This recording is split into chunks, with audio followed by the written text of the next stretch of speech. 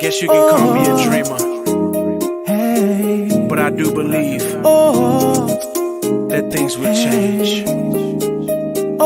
We've been through the storm, we've gone through the valley. There's nowhere else to go but up. We shall overcome. We will. We shall overcome. Yeah. We shall overcome. Someday. Now if you believe that, just help me sing it. We shall overcome. We shall overcome. We shall overcome. We shall overcome racism, We shall overcome. hatred, jealousy. Now even if you don't believe it, help me say this. We'll walk hand in hand. I believe that. We'll walk hand in hand. I already see it. We'll walk hand in hand. Yeah. Someday. See, it don't matter what color you are or where you come from. We'll walk hand in hand. You're my brother. We'll walk hand in hand. You're my sister, my friend. We'll walk hand in hand. Yeah. Someday. I really like this part right here. Freedom. We will all be free. We will all be free. We will all be free. I believe it and I receive it today. We'll all be free. Freedom. Someday. Now just help me say it one more time if you believe that. We will all be free. We will all be free. Free from our father's sins. Free from our own sins. Free from racism, from jealousy, from hatred. We'll all be free.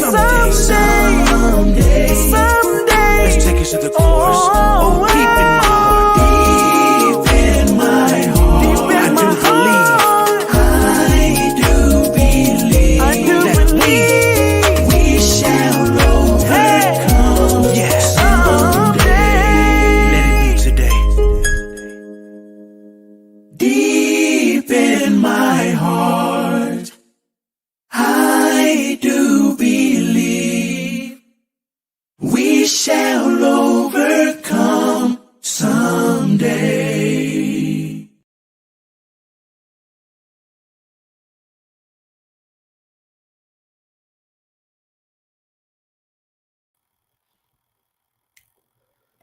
Hello, good morning, good afternoon, good evening, folks from around the world. This is me, Faisal Kader from BEST, Bangladeshi Entrepreneur Society of Talent. And thank you all for joining. So as you know, we come almost every week. We have not been doing this episode for the last couple of weeks because the school started and, some of us got a little busy. But anyway, welcome back. And today is a very, very special day. Actually, it's only 66 hours before the formal election day starts, the time begins. So the clock ticking. The topic of today is US election. And we've got 8 or 9 highly, highly talented individuals, our next generation. So you'll be ecstatic to hear about elections and all about what's happening and what their views and different aspects of social status as of now. And as you know, we bring you guys with many different topics on social aspect, graduation, pandemic, Black Lives Matter, and so on. So today is nothing new. This is a very timely and extremely, extremely important topic. And as I said, we have a very talented, very young individuals, anywhere from New York, Atlanta, DC, Chicago, and from all over the country. And we've got a journalist from New York. There's another person who is actually running from office. You'll get to know her. And also there's another individual very much involved with the politics. We have a movie star today. There's also another person from New Jersey, running for office, as I said. There's a cybersecurity professional and also like college going out as Arab Shah, who is going to be our moderator. So without further ado, let's bring everybody on stage and then let's have a great discussion about politics. And please feel free, as always, feel free to post your messages so we can answer any question you have. So with that, all the best. Just hang tight and let's begin our show. So let me bring everybody here.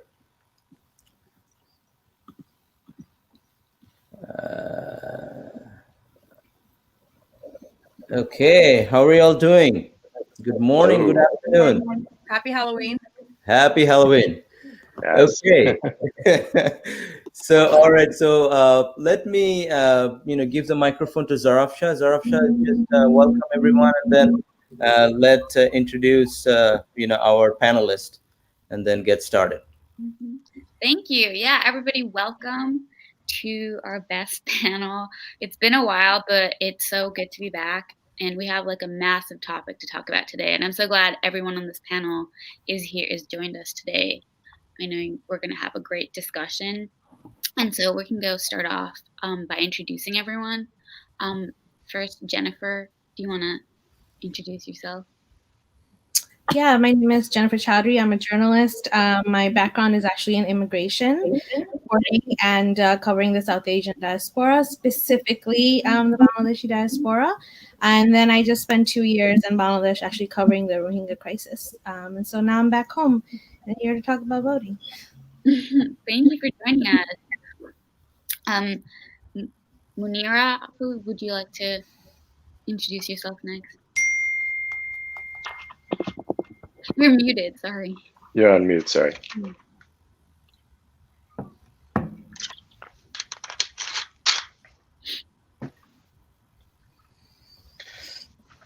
Munira, for some reason, we're not able to hear you. Can you try again? I think might be your microphone. So let's move on, and then we'll get back to you, Munira. I think you're still showing mute, but let me see. We can come back. Yeah, we can come back to her. So, Nadia, would you like to go next? Sure. My name is Smita Nadia Hussain. I am an activist and an advocate. I'm the co-founder of the Bangladeshi American Women's Development Initiative here in New Jersey. I also, on my day job, I work on policy, supporting families on the federal and state level around things like maternal health and criminal justice reform and early child care policies through the organization I work for called Moms Rising. I'm also running a first-time candidate. I'm running for school board here in my town of Bloomingdale, New Jersey. And if elected, I'll be the first Bangladeshi American woman to hold the office on a board of education in the state. Woohoo! Wow. Awesome. Great. Thank you for joining us. Nabila, do you want to go next? Yes, I am also an advocate and activist. I've been working in electoral politics for the last 10 years. I was born in Georgia, and I actually recently ran for Congress in Georgia's 7th Congressional District on a very progressive platform. Though I didn't win, very proud of my campaign and the representation it brought to the Bangladeshi community and my district as well. And now I'm the founder of the Progressive List PAC, where we're helping progressive candidates become early frontrunners so that they have the momentum to cross that finish line on election day. Fantastic. Keep on going, Nabila. Next time you'll win. Thank you. Absolutely. Thank you. Roshan, would you like to go next? Yeah, sure. I guess I was on the show a couple of weeks ago to talk about my film, but I guess my relevance here would be I did have some participation in political campaigns. I was on the field team for Tammy Duckworth in her first congressional campaign years ago, and obviously still involved with the Duckworth team from time to time. And I feel like also, because I've been traveling with my film for the past few years, I've had the opportunity to experience elections now in Bangladesh, India, and America, which kind of is kind of unique. And this particular election, that in the way that it's being discussed, it feels the most like a Bangladeshi or an Indian election that I've ever experienced in America before. No, definitely. That's amazing. And talk about your movie a little bit that's upcoming or just released, People would be interested in that. Well, yeah, I guess people who don't know, Bengali Beauty released on Amazon Prime a few weeks ago. So if you want to watch it, if you missed it in theaters, you can watch it on Amazon Prime now. And we're actually looking forward to being in DC very soon to start work on our next film. Awesome. I loved your movie, by the way. That was a very good one. Thank you. Great. No, but thank you for joining us. I'm sure you'll have a lot to say. Tanim, do you want to go next? Tanim with an N. Tanim, Yes, can you hear me? thank you for having me on. Good afternoon, everyone.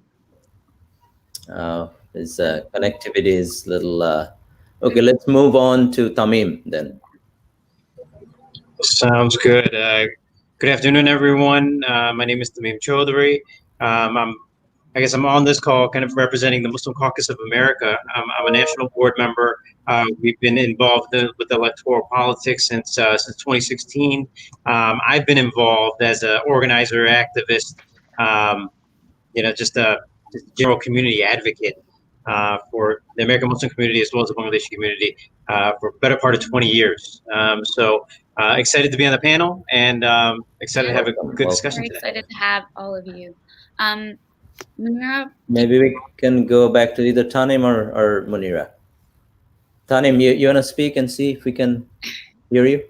Yeah, can you hear me? Good, much better, yeah. And then we'll go to... All right, awesome.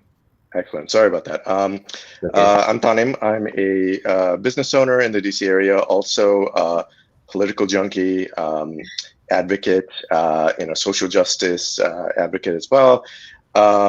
And just got really interested in the last 4 years in particular of politics. So I'm happy to be on here, and thank you for the opportunity. yeah, Fantastic. last 4 years have definitely spurred a lot of Yeah, people. a lot of action for sure. Yeah. Munira, did you figure out? If You you could, still muted. yeah, there you go. Oh no, I don't think. I think maybe, are you on your phone, Munira? No, you're on your laptop. Maybe your laptop microphone needs to be turned on. It's on, right? Do one thing. While we talk, you can just switch back to your phone and then, join from there. That will work too. Okay.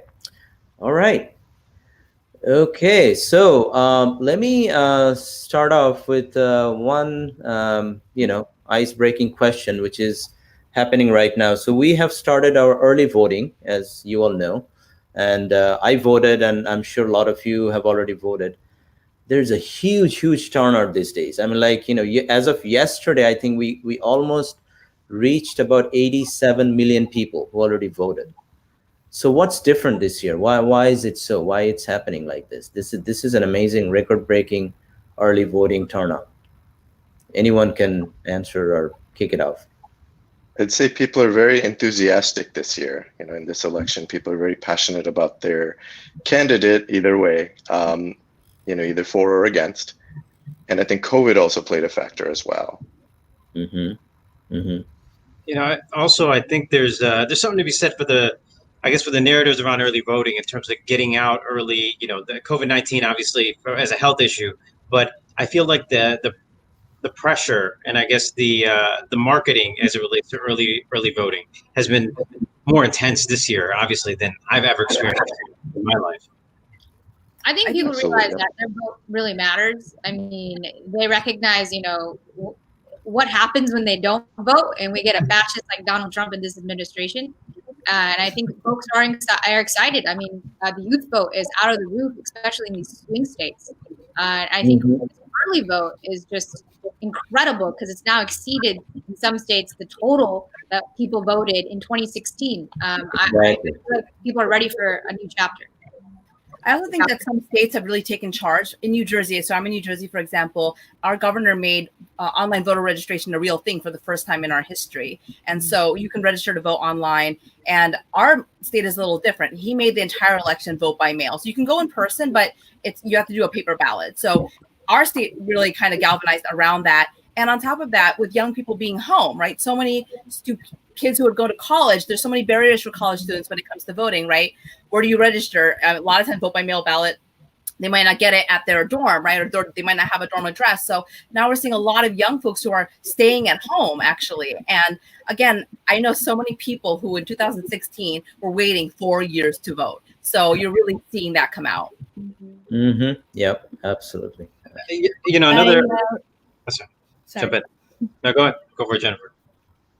Oh, I was going to say that I wrote a story in the Washington Post about a 23-year-old med student from Maryland who flew to Florida the day of to early vote and then flew right back because she didn't trust that her mail-in ballot would actually get in on time. And Florida, as we all know, is an important state to vote in. So yeah, young people, I think, are just really want to be heard right now. That's amazing. Absolutely. And I think at the state level, as Nadia mentioned as well, like there's been a lot of work that took place, like especially in Texas. I know, Congressman Beto O'Rourke, worked with local leaders to, allow, more open like early voting. So there's like, I think like the last 36 hours of voting. So there's like 24-hour voting, I believe it was yesterday, which is going into today as well. So, having that opportunity and opening it up to everyone really allowed everybody to participate. Mm-hmm. I also think candidates are communicating to everyone. Low propensity voters, high propensity voters. I mean, now you have these organizations that are now being well funded. Democrats are just like rage donating or donating out of fear.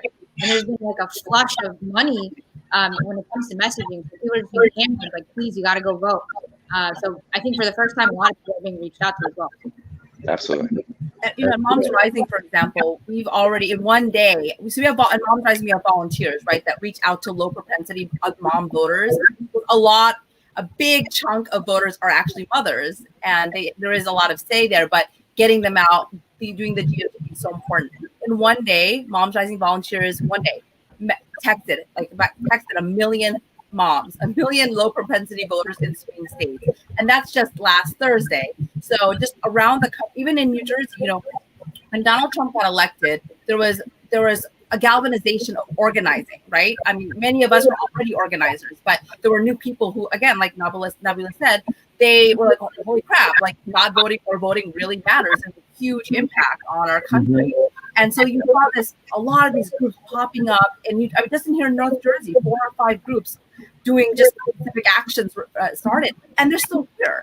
They not only are they still here, they helped turn a congressional race 2 years ago from red to blue, which never happened in the history of our district. But on top of that, these groups didn't just get excited for 1 year and then die down. And so what happened is they're still organizing, they're still here. And then when elections came around, they've been hitting around doing postcards, making sure everybody's registered, doing everything on social media. And my feeling is this isn't just North Jersey, this has been happening around the country. Yeah, exactly. And look at the lines. I mean, like, anywhere from 6 to 8 hours long. I mean, and people are still going and voting. And how do you compare with like in-person voting versus mail-in this time? Like, there's a lot of mail voting happening. So like in the state of Maryland, we have been fortunate to be in a very sophisticated mail-in system. I mean, I requested for a mail-in voting, and then 3 days later, I got the ballot in my mailbox. I filled it out and dropped it off to my mailbox, and then 3 days later, I got an email confirmation that your vote has been cast. I mean, that's an amazing, process. I was so impressed. So I'd say. Sorry. So I'd say it's pretty popular. I think a lot of people want it, with respect to the pandemic and everything, but there are challenges associated with it right now because, the United States Postal Service has, reduced their mail sorting capacity. So what has happened is a lot of people ended up not getting their ballots either on time or at all. And then, there are also millions of ballots out there that have not yet been delivered, to their polling locations.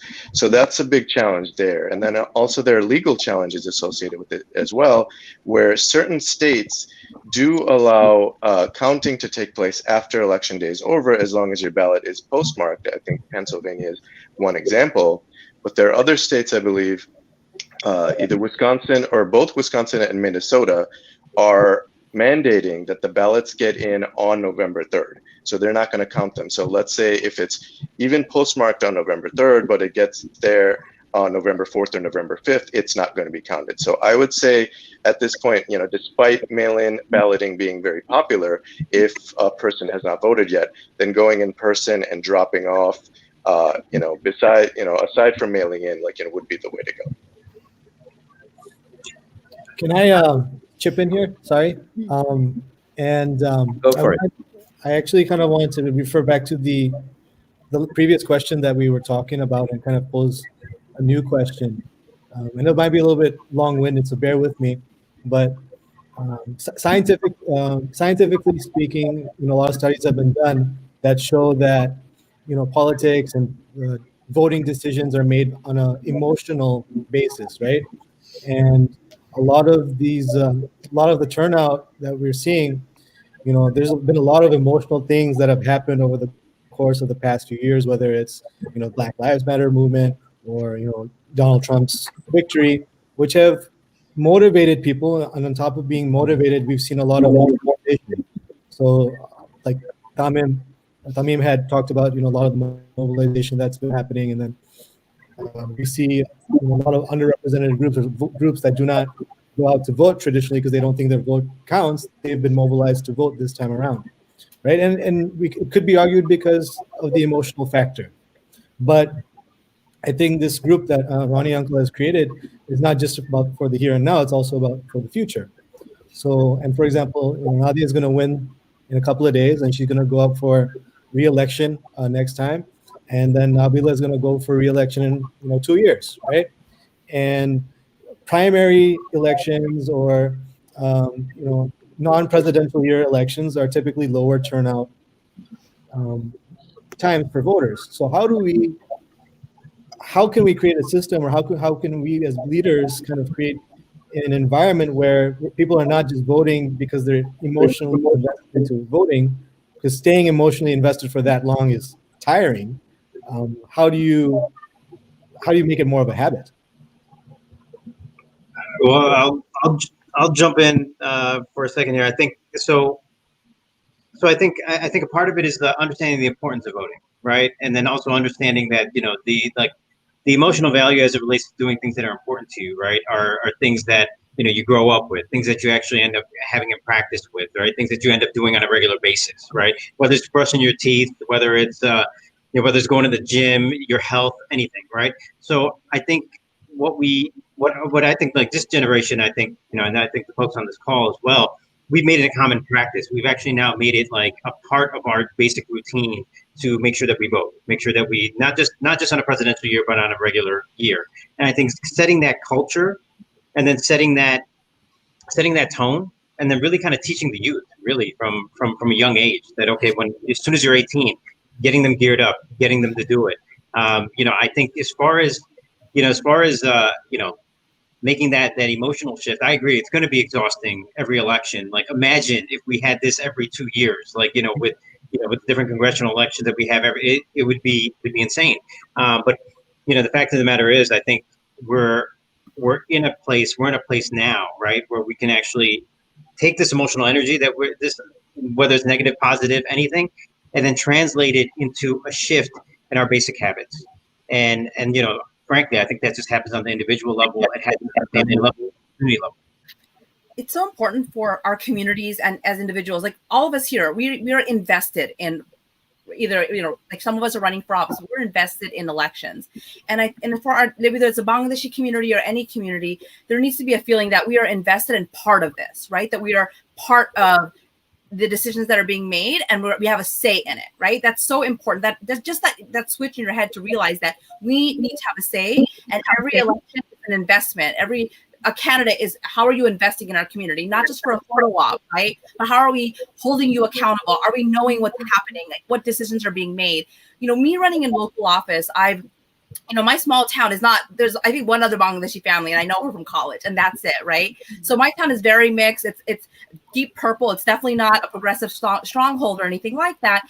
And and that's fine, you know. But what I as I'm doing these conversations and talking and being on these Zoom calls, I want young Bangladeshi women and girls, I want our community to see that someone like myself, someone like Nabila, you know, we're running because we're part of this process. We will be part of this process. We're not going to wait to knock on doors to be let in. We're going to just crash through the door. We're going to do it because I just think for our community to vote, it's important to do that in the local elections. I think there is, for Bangladeshi community, they do turn out for presidential. A lot of people turn out for presidential, but just that step of presidential to local, who's running for Board of Ed, who is on your council. Our council, you know, switched parties by 4 votes. I mean, the votes matter so much on the local level, but I think there's not that information, there's not that investment. And I think we're starting to see that paradigm shift of being invested, seeing ourselves in positions of power, having a say in the power structure. That is new, because many of our families are, maybe they just came 1 generation ago or 2 generations ago.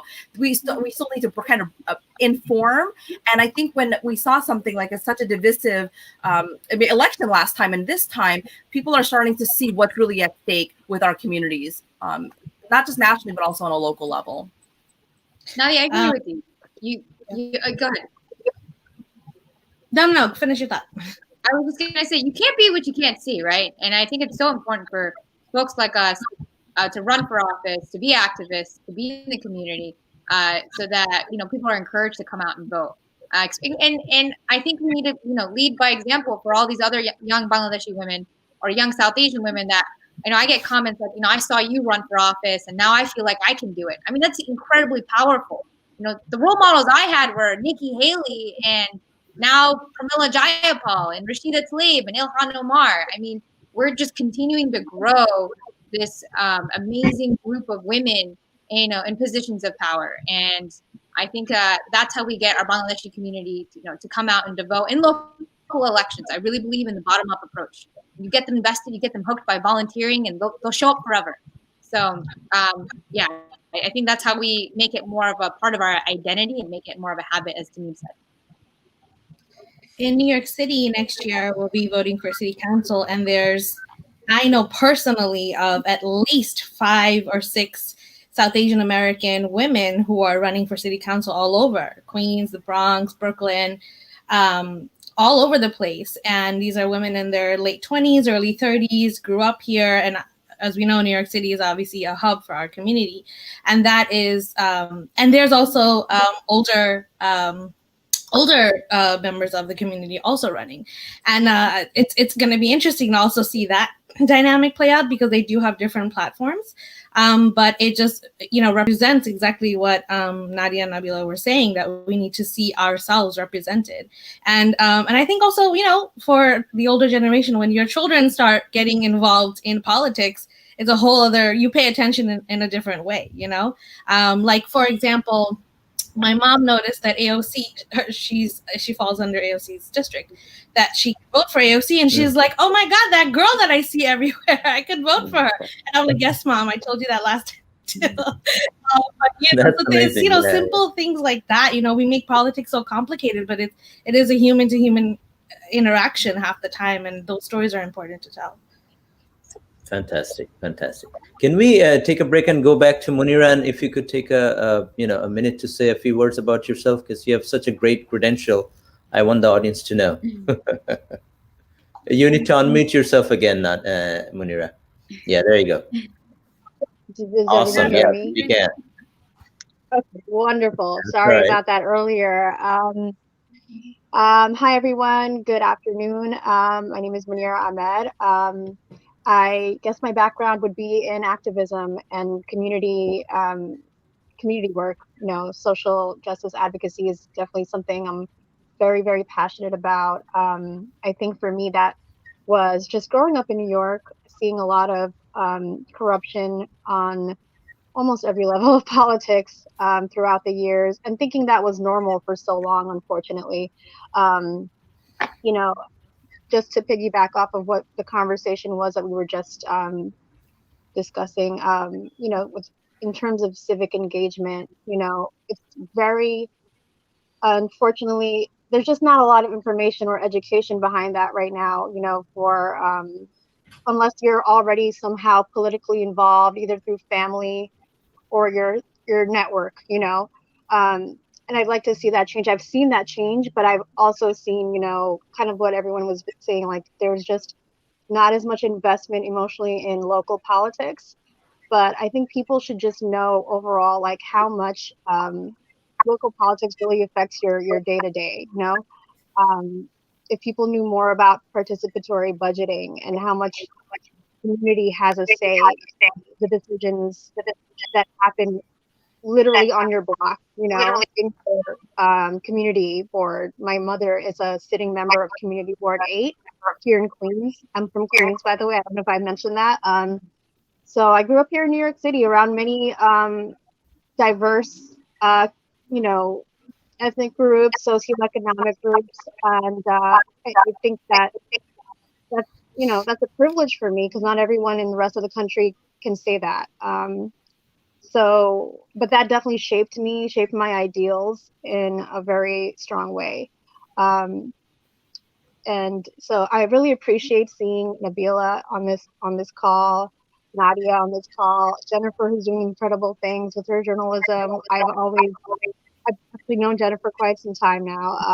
So it's just amazing to see like she grew into a really like powerful journalist, and the articles that she has promoted have always been just very enlightening for someone like myself who has some like surface level knowledge, but not as deep as I'd like it to go, you know. And so I'm on a journey to learn more, but also as much as I can advocate and educate others, I take that opportunity every time it's within my grasp.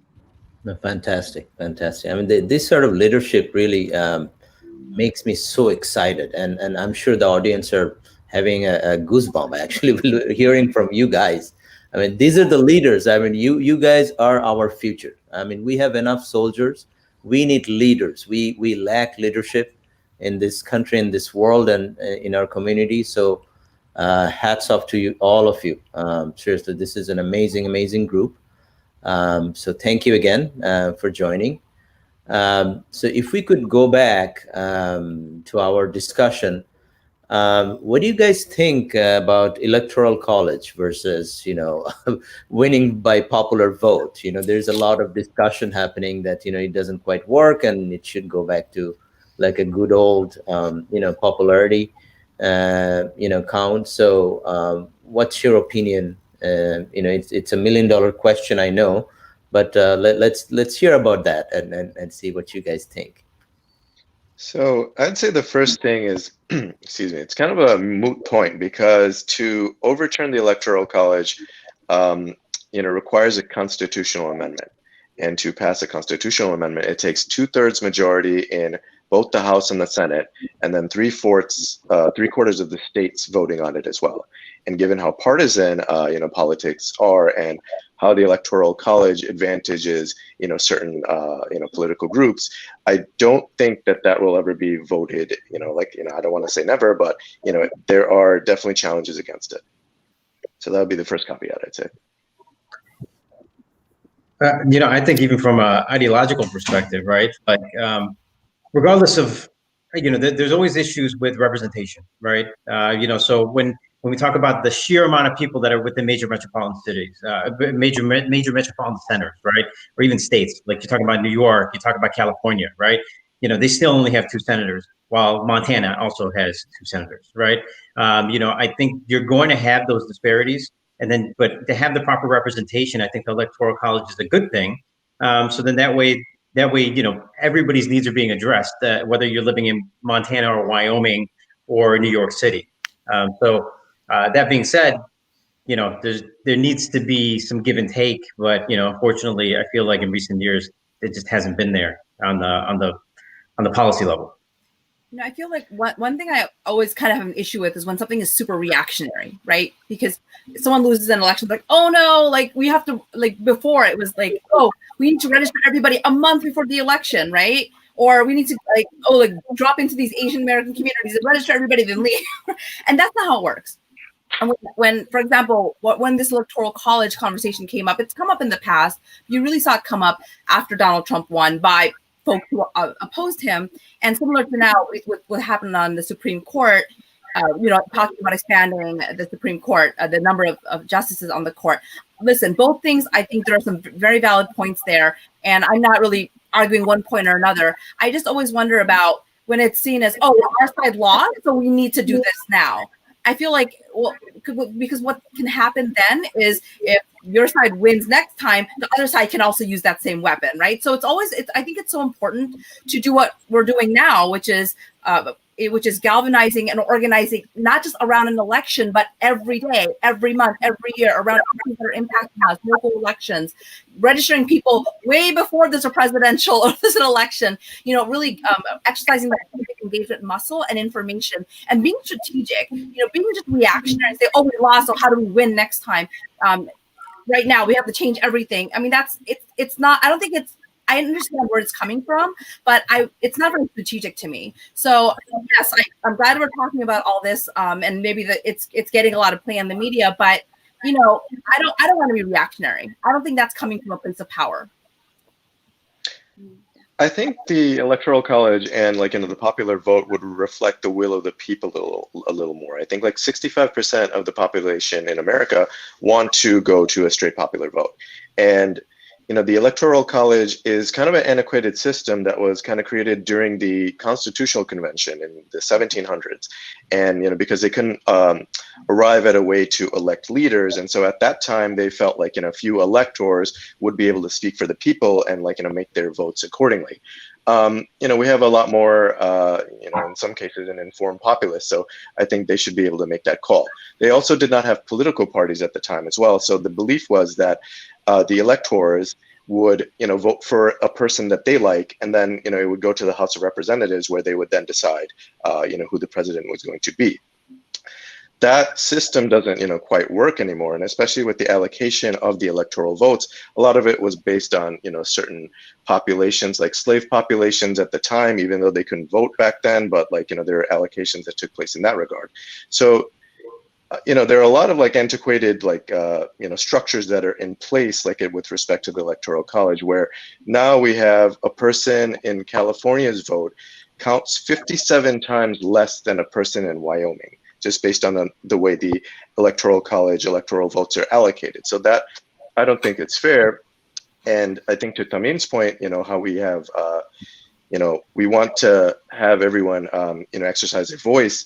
The way we would do that is to allow, let's say, Republicans in California to have a say, or, Democrats in Mississippi to have a say. And right now they don't, if they, no one cares about Democrats in Mississippi and Republicans in California, because, whoever wins, that election in those states, end up getting all the electoral votes. So no politician ever caters to them.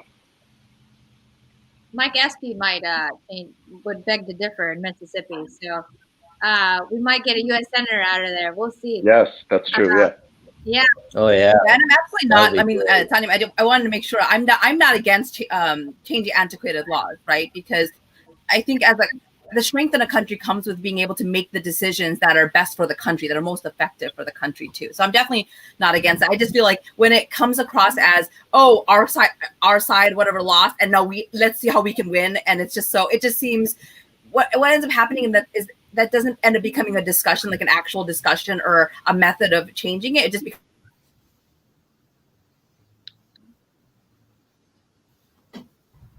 Oops. I think Nadia's connection may be just an isolated issue. So Zara, if you could, oh, there you go. You're back.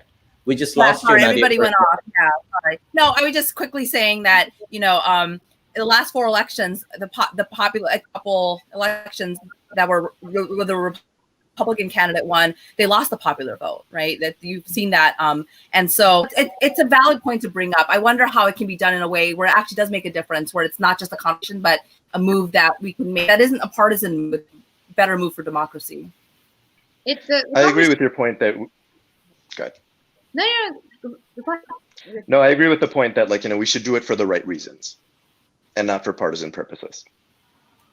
I was going to just comment that the conversation has become very polarized, blue versus red. I'm I'm for abolishing the Electoral College and letting everybody's vote count equally. And as far as amending things constitutionally, don't forget Republicans almost were one state legislature away from all levers of power in being able to make an amendment like that. So it's not impossible. So as Nadia mentioned, 2 out of the 3 past elections, including Donald Trump, was they lost the popular vote. Hillary got 3 million more votes. Al Gore got 500,000 more votes. Think how history would be right now. Oh yeah. So I don't disagree with I guess how history would be different right now with regards to Electoral College, but I do think, and I guess I'm an advocate for for keeping the Electoral College, right? Just because we do have vast majority of the country, or I should say a huge population of the country, are sitting in states and areas that are not major metropolitan centers that require a lot of resources, right? So when you're talking about farmers, right? When you're talking about, animal farms, all those different types of places, we talk about Montana and Wyoming because I don't think any of us have been to Montana or Wyoming, right? I have last week. Oh, you have? That's impressive. But I will say it's the Electoral College is good. You do get that representation, and if it went to straight popular vote, right? It's really going to be about the major metropolitan centers, and then I guess I would fear, Wall Street, big money, everything else, right? Really, really dictating the election. I'd feel hopeless if I was living in Montana or Wyoming. That is true. That's true. Yeah. Good point. Well, there is a question, Zara, if you want to ask this. This is kind of an interesting question I got from the audience. Yeah, I was wondering something of the same line too, because we've talked a lot about the changes in the voting process because of COVID precautions and just how much it's impacted voter participation. So I guess the question is, speaking of voting participation, do you think there was a lack of voting because of access for certain communities like poorer citizens, and should that be should that kind of structural change be considered in the future, even after we're out of this COVID pandemic situation?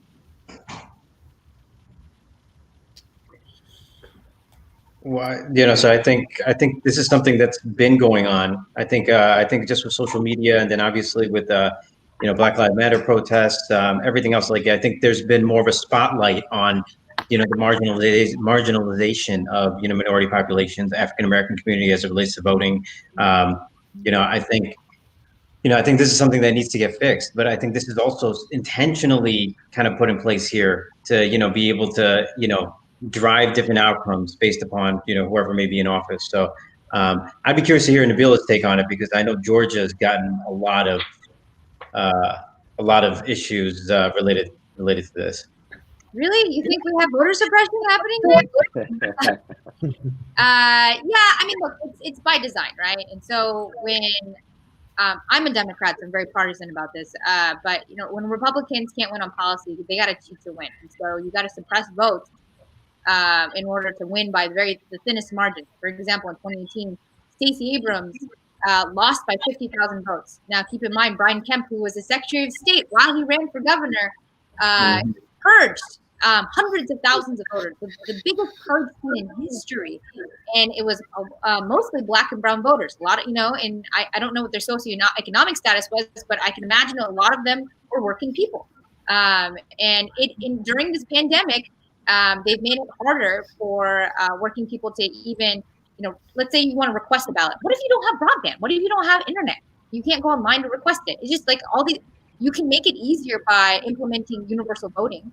The other day I tweeted we need to standardize our national voting systems, because it's just every county, every state has their weird systems where they leave out people. Enough is enough. I feel like we need to federally just fix this.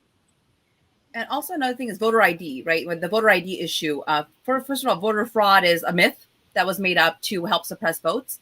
and to try to push people to create policies that will further suppress not just Black and brown votes, but definitely voters who are lower income, who don't have access to and access to things like driver's licenses. And we see that a lot, even in, we shouldn't go to internet forums. They're horrible and terrible, and they suck out your soul. But one thing that you'll keep seeing from people saying falling into the voter ID mythology is that, oh, well, anybody can just get a driver's license. If I can get a driver's license, anybody can get one. And it's just not true. I mean, going to a DMV, getting the papers, I'm somebody who organized around voting rights. So I know this, and I know that how it basically disables the democracy by creating the need for an ID. I'm in a state where we do not have voter ID laws, but those laws were made on purpose to really kind of destroy the ability for Black and brown communities and low income communities to be heard.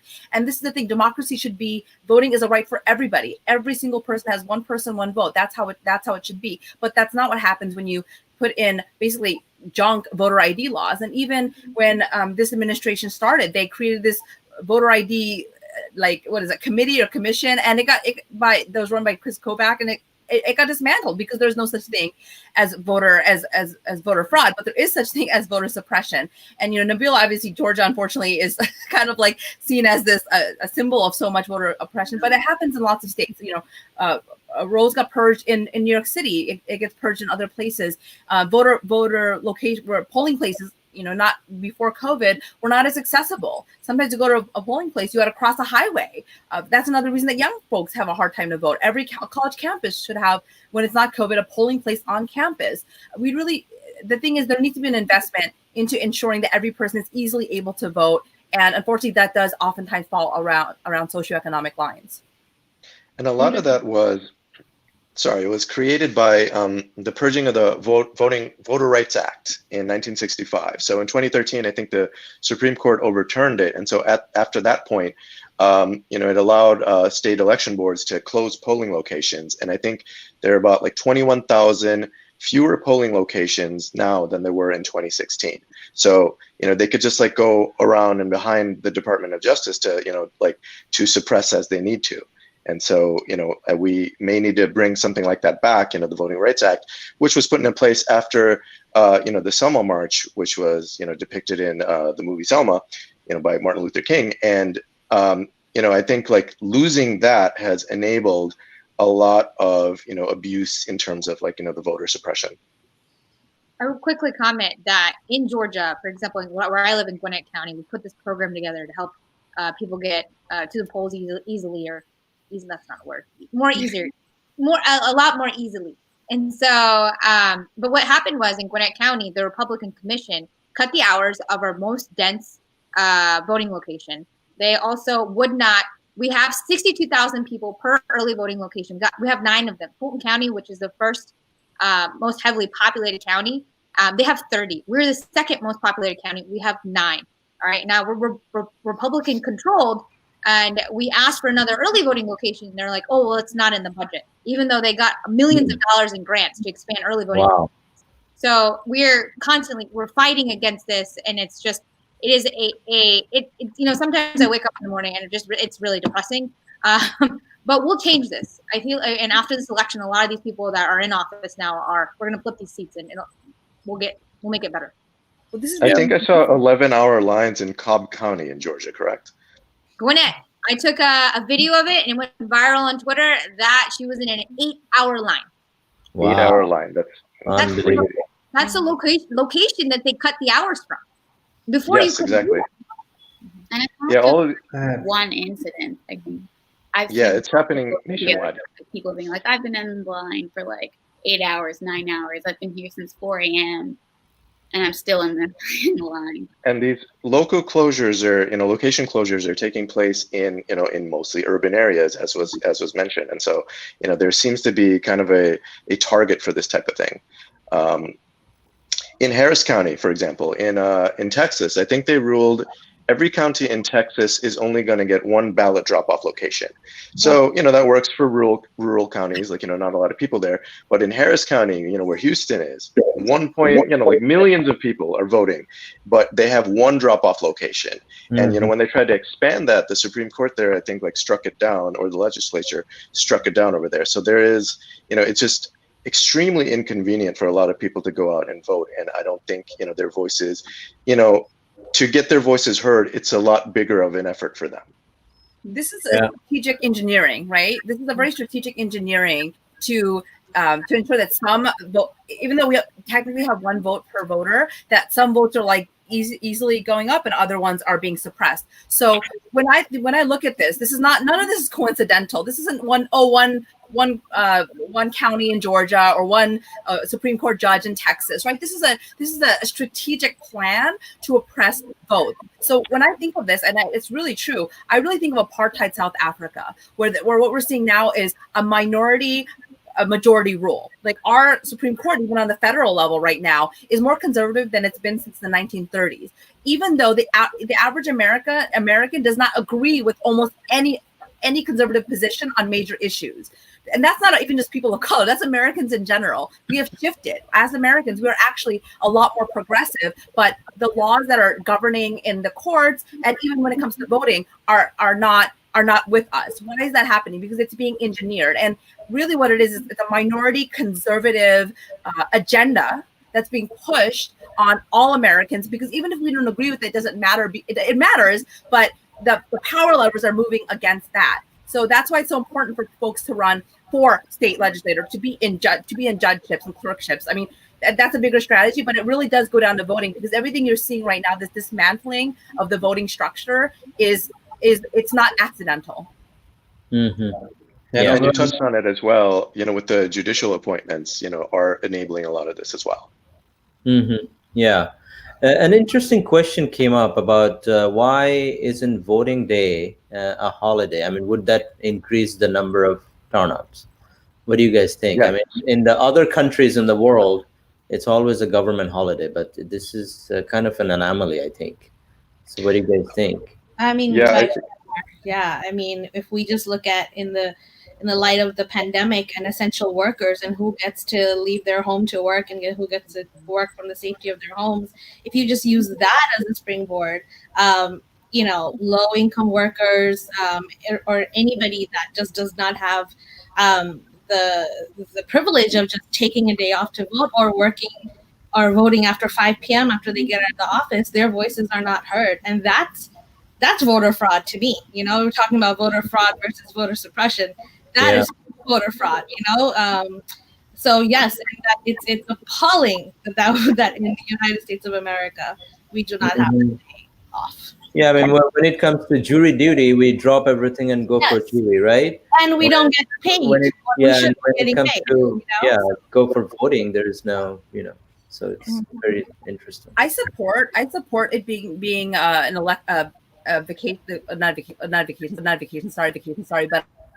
but brought up actually by the labor movement, by people who are working on workers' rights, is that too often when things like, someone gets a President's Day off, right? That's not universal. Not everybody gets a President's Day off. What you see is people who are working class don't get that day off. They have to work that day. What we need to ensure that if there is ever an election day that's made a national holiday, that folks who are how do I say this? Like, if that it's mandated that they get paid. So what ends up happening is a lot of people who are laborers or working class, they get that day off and they don't get paid for it. That's true. And so we need to ensure that employers and are mandated to pay their employees for that paid day off, because then what we're going to see is, again, what we don't want to intend, right? That Black and brown or working class communities are losing that very important payday that they need to support their children and families. That is true. Any decision that's made around that, and even if we're advocating for it, we need to ensure that the people whose votes really need to matter are being supported and protected, and that the work for that day is protected.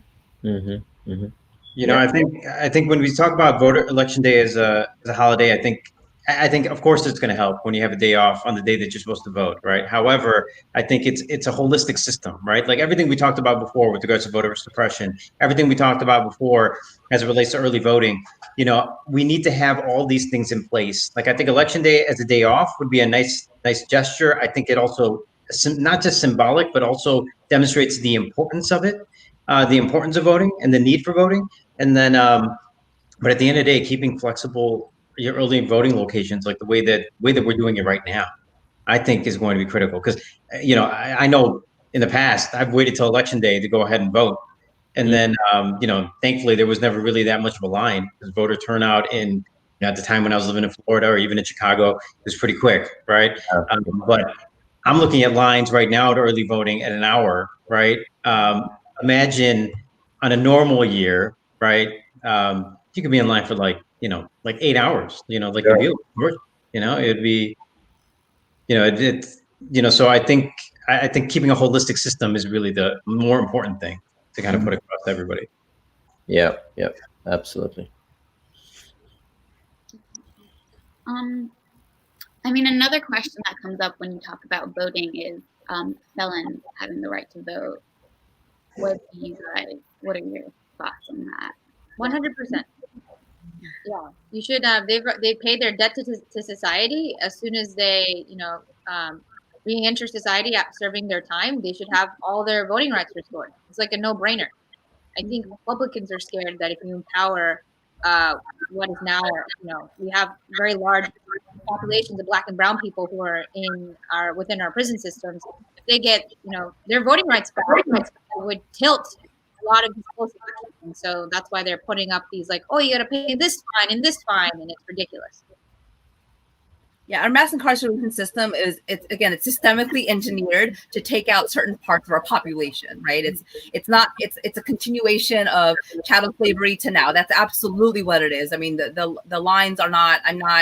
You don't have to go far to see where that comes from, and I actually think that even further, if you're incarcerated, you should still have a vote, because what's interesting is when people are incarcerated, even if it's a felony, they don't get their citizenship taken away, right? They're still a citizen. So if your citizenship is staying, I'm not saying take your citizenship away, but if you're still a citizen of this country, then you should have that vote.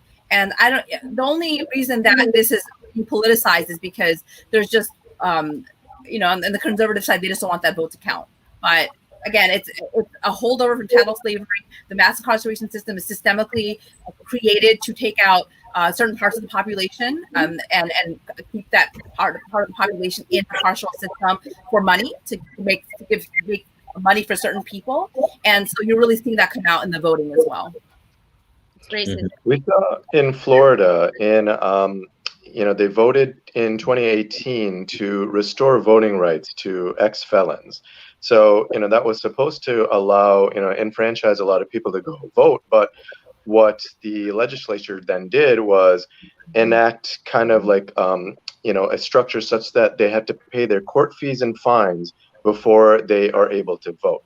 And on top of that, they would not tell, the ex-felons what their fees, what their, burden was.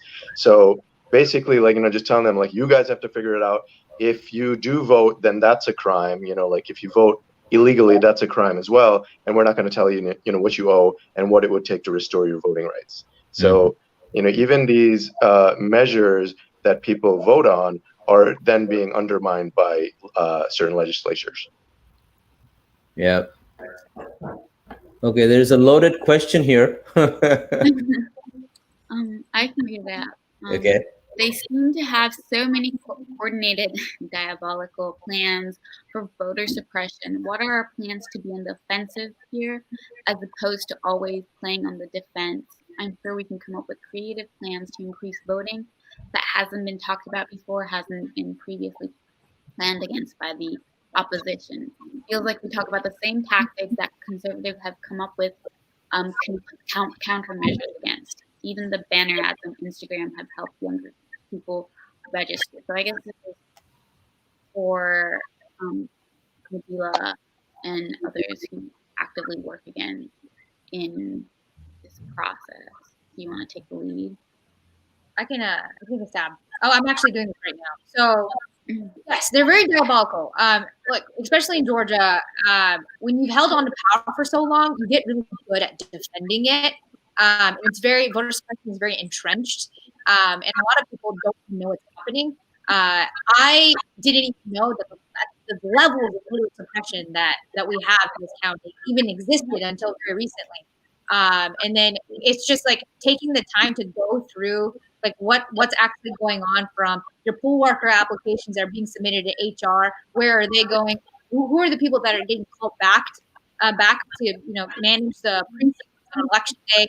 To why are the absentee ballots? Why were ours delayed but the others were sent out? Looking at how do early voting locations get established and where does the money go? So I feel like a lot of it is the Republicans get away, the GOP gets away with it because people aren't watching or they don't know what to vote for.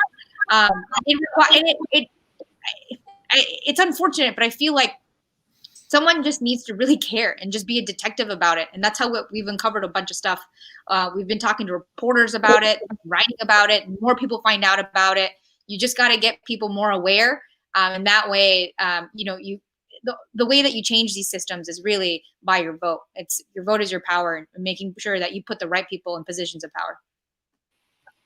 We also have to have a long-term view, right? Because what we're seeing now, it's not somebody waking up one morning saying, hey, I'm going to do this. This is a very long-term strategic implementation of tactics that are suppressing these votes, right? This is not somebody waking up one day and having a great idea. This is how we're going to do it. As Nabila said, and when you have power, how do you keep power? It's a long view. It's not, listen, when Obama was elected, what did the GOP do? They really invested in state elections, right? In local elections. And that's how the GOP was able to get so many state legislators on their side, right? Even in places that were not as conservative, they were able to do it because they were strategic about it. This is why when we keep harping on the local and the voting local, vote local, in our state, you can vote for your county clerk, right? That is an important position. Do people understand like how important that position is?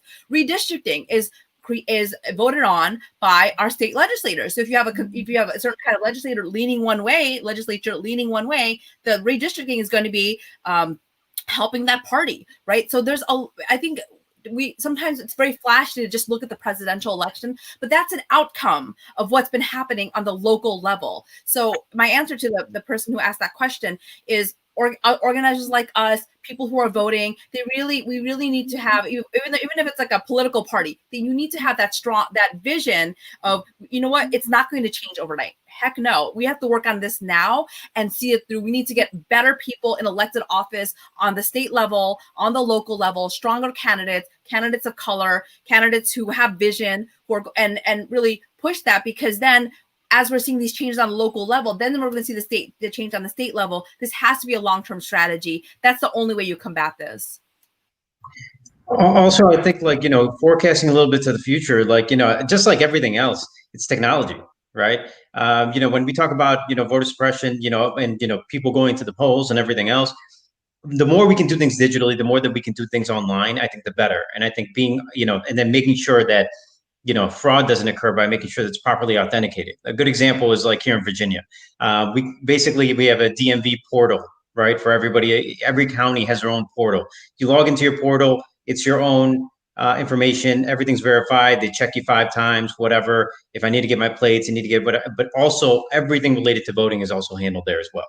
So if I need to change my voter registration address, if I need to go ahead and change some of my details, right? And it also constantly reminds me as to whether or not my information is up to date, because God knows nobody wants to get pulled over and then your IDs expired or whatever it is, right? So we're all pretty much going to the DMV one way or another, right? I think incorporating those systems and then also making sure voting is an integral part of that system is a great way to avoid some of these pitfalls that we've had for voter suppression. The luxury of a blue state you live in. Well, my thing is everybody could mimic this technology, right? And I think, but a part of that comes back to federal funding and using it for the right sources, kind of like what you were saying before. But yeah, I think the answer really is technology, just so we can kind of get out ahead of the curve, right? And I think also Mhm. marketing is an important thing too. I think like we market our every 4 years, like the race, how important it is, and like the importance of people getting out there. Um, we need to impress upon everyone the importance of the local elections, as you all mentioned. Um, and I think there's not as much of a messaging on what's at stake in the local elections as much, which doesn't motivate people, as much to get out there and vote, because they feel like, oh, like it may not really matter, like who the county executive is, or who, like who the council person is, and the like. So if there was a little more, just from my standpoint, if there was like a more, more marketing and like, better messaging in that regard, I think that would help drive local turnout. Yeah. I mean, a lot of the comments just here in this comment box is talking about how informative this discussion is, and how a lot of Yeah. people are learning. So I think a part of it is definitely just like people don't know that there is like this great like voter suppression or all these problems, and these problems that will probably likely spur them into caring about those smaller elections. Exactly. So we're almost a little more than an hour, but let's keep on going. It's such a great informative session, but we're getting closer to the end here. But again, please go vote. We're only a few hours away from the formal election day. But if I may ask, if you were to predict, I don't know if I should be asking that, who do you think will win this year? Which party? Let me ask you that. Any insight into it, or I'll jump on a limb here and maybe try to speak specifically about generalities, I guess. But I think the most important race is going to be the Senate. I think I think in my mind, like with regardless of who's president, if the Senate doesn't change, and keep in mind the Senate, all those, when we talk about the court system and everything else, like those were people appointed. They had to go through Senate confirmations, right? Yep. So I think the Senate is actually the most critical thing. I think North Carolina is arguably the most important. One of the most important states, some of the most important one of the more important races across the country that I don't think is getting enough attention. And I think it'll be a strong blue wave. I think it's going to continue from 2018. Fantastic. Very well said. Yeah, I always err on the side of paranoia. I'm just like, I also email all the time, actually, with my election predictions, because even my own election, right? I mean, I'm pretty confident I'm going to win. I was the only one door knocking. I was the only one sending out mailers, the only one campaigning in my town, like doing any of that, with a mask, of course, and social distancing. But I'm always just like, it ain't over until, and it's like Yogi Berra said, it ain't over till it's over. So yeah. I actually have no predictions. Because in 2016 I think I've been depressed for 4 years, but I polling all that. I'm like, listen, never be comfortable until the polls close. And then even after the polls close, we have seen electioning hangering, right? In 2000, we see it. So the battle is just never over. So, I mean, I never take a moment to breathe, apparently, but I have no predictions. I think, let's not focus on who's going to win or not yet. Vote.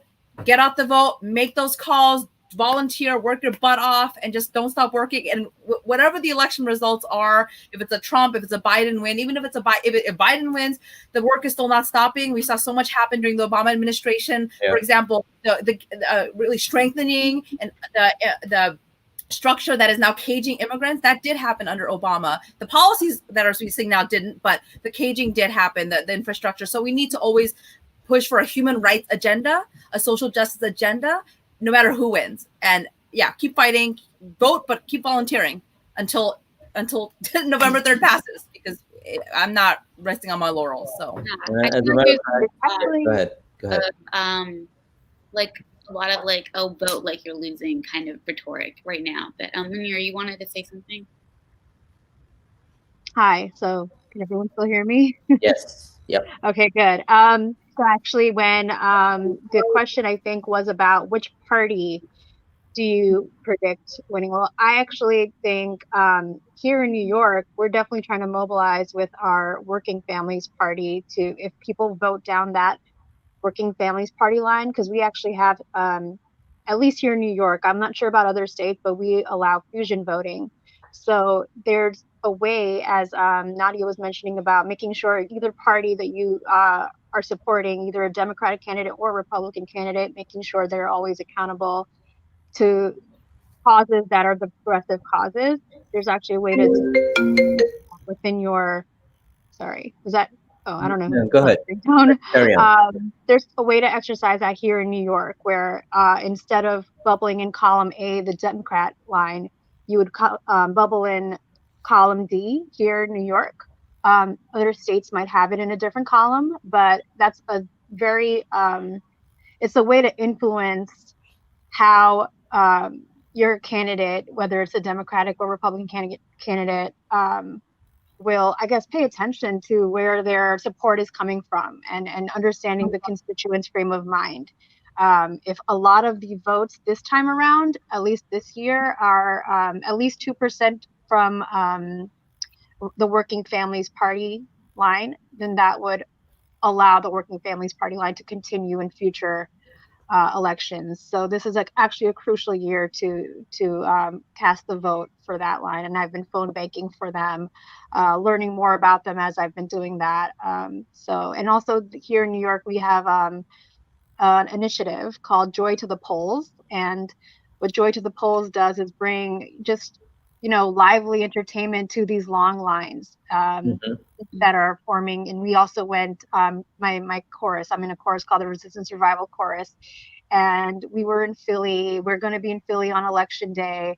I can't go because I'm actually recovering from surgery, but otherwise I would absolutely be there because I'd love to see, there's actually a viral video from when we were out there in Philly where a man was wearing a shirt that said F 2020 and dancing. And, it was really cool to see. But there's so many long lines, especially, in certain communities of color here in New York. And the same thing that we saw in Philly, and those are the people that really need to, I see them really like liven up when people come and support them. Paul Rudd is passing out cookies in Brooklyn, things of that nature do make a difference. So try to get involved in that way with Working Families Party and Joy to the Polls. So two things I just wanted to plug in real quick.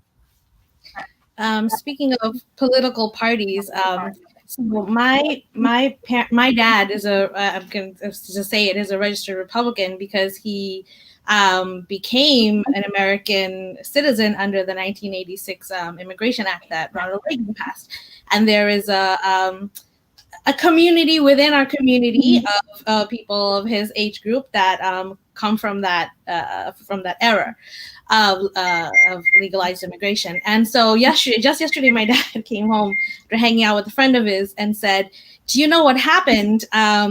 So-and-so uncle's son said, if you vote for Trump, I will send you back to Bangladesh. I'm going to reverse what Reagan did."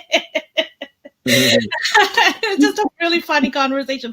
But I share this to say that, my father, as an example, who is a registered Republican, has literally never voted, always votes blue. He lived in Georgia for about 5-6 years in the middle, always voted blue. But, the question of which, who parties, I think, is starting to become irrelevant as well. You know what I mean? Or not irrelevant, but confusing for a lot of people. Because obviously we see that the numbers that there are Republicans that hate Trump, and then there are Democrats that hated Hillary and all of that stuff. So I also think that there needs to be a lot more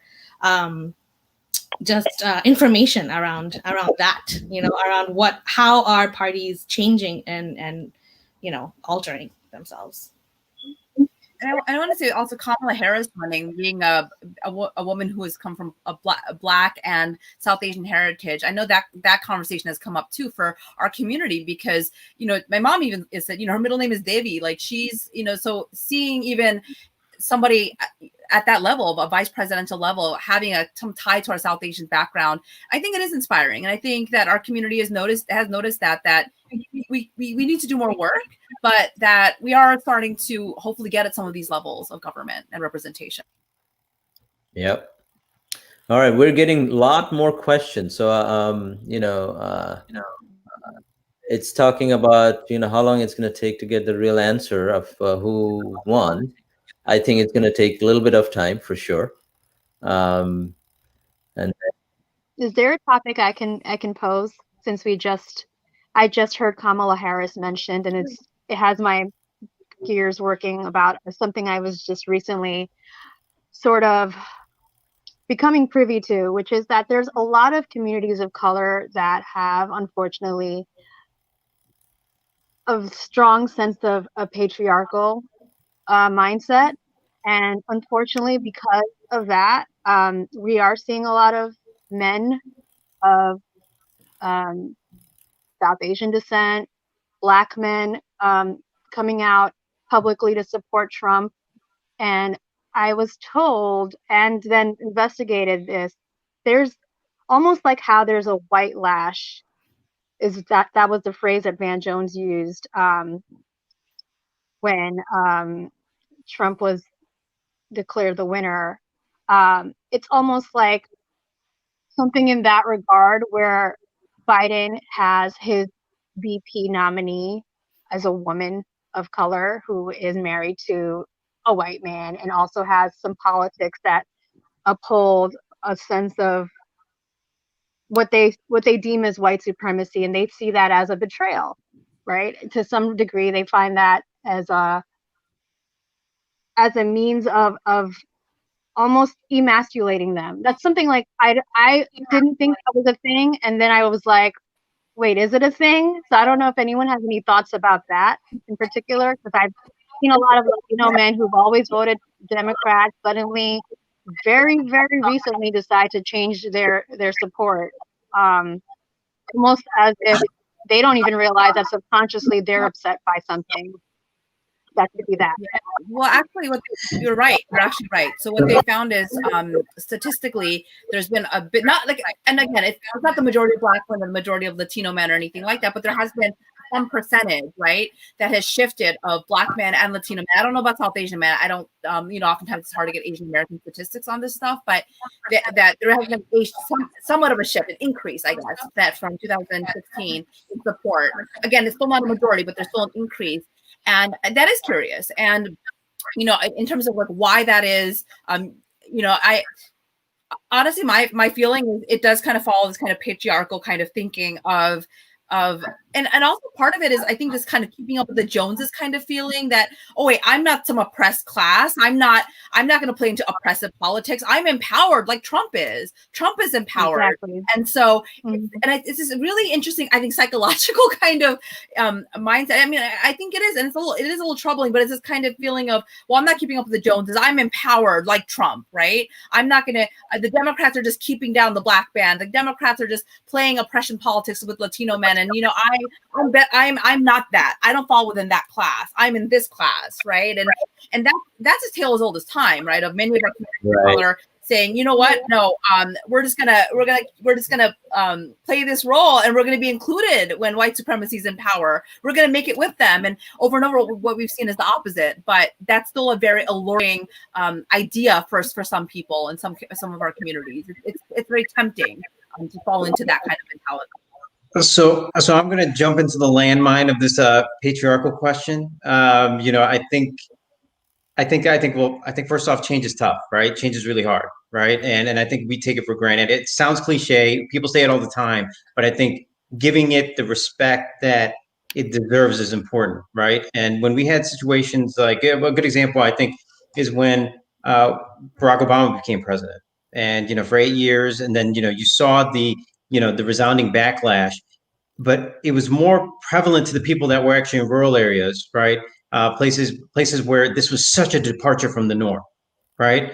In major metro areas where the vast majority of immigrants, people of color tend to live, we didn't necessarily see that backlash. That's why I think 2016 was so stunning for us, right? I think, and it also happens on the basis of gender. Right. I think we heard a lot of narratives in 2016 just about Hillary Clinton. Right. And even now, I think for a lot of men to actually change their beliefs as it relates to how they see women, how they view women, how they want to see and view women. Right. I think that's just an evolving process. Sometimes you can't teach, sometimes you can't teach an old dog new tricks. And, I think we have older folks in our communities where, they're not willing to necessarily change some of those beliefs. But, as long as, I think, again, it comes back to the youth and comes back to the younger communities. We need to just get out there and, kind of keep impressing our points. So then that way we get people that are, Republicans voting Dem every election. So, there's always that, I think, it's just going to be an evolution, and, we just got to keep knocking on that door. Yep. Right. Okay, let's take another 2 minutes. If you have any last minute, question, comment, or if you want to say a few words about, encouraging your peers to vote, and then we can conclude our session. It's been a wonderful, enjoyable session so far. People are like ecstatic, like from the audience. I've been still getting questions, and we can go on and on, but again, there's a little bit of a time crunch. So yeah, go ahead.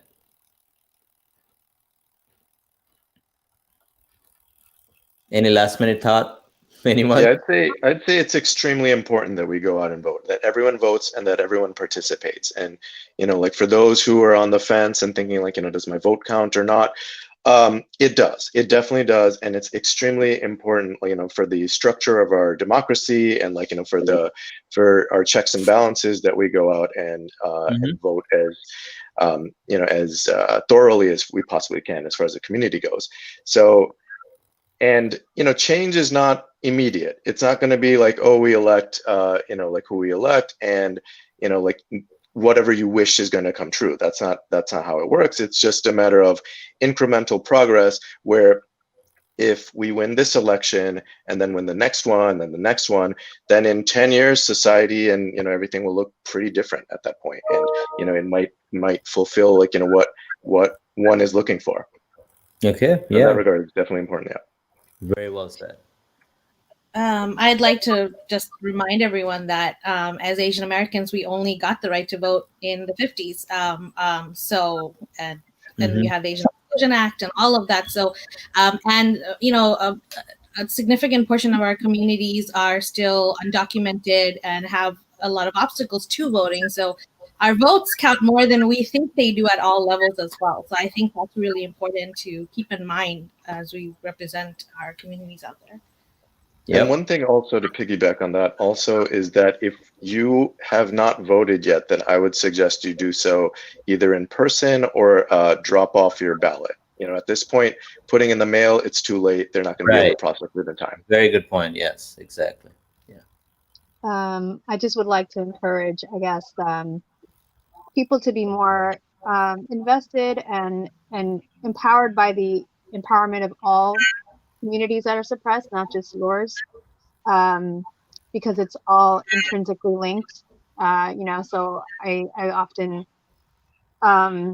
or at least until this year, I didn't really see that much engagement with people from the South Asian community in Black Lives Matter. And now that that's changing or has changed, I would hope to see that continue. So that's all I'm going to, that's my 2 cents. Good. A quote, Martin Luther King Jr. said was, injustice anywhere, injustice anywhere, oppression anywhere is a threat to injustice. I'm botching it. Sorry. We got the point. Yeah, I think that, he said that. Yeah, exactly. All right. Anyone else? Make sure you go vote. I'm just going to echo everyone's sentiment and urgency. If you're early voting, go now. Yes. Vote on election day, vote in person. Don't count on the mail. You're, as Jennifer said, you're not just voting for yourself. You're voting for other folks and uplifting the community around you. And so, progress isn't linear. So we got to keep fighting every day and fight the good fight. And your vote is your power. Make sure you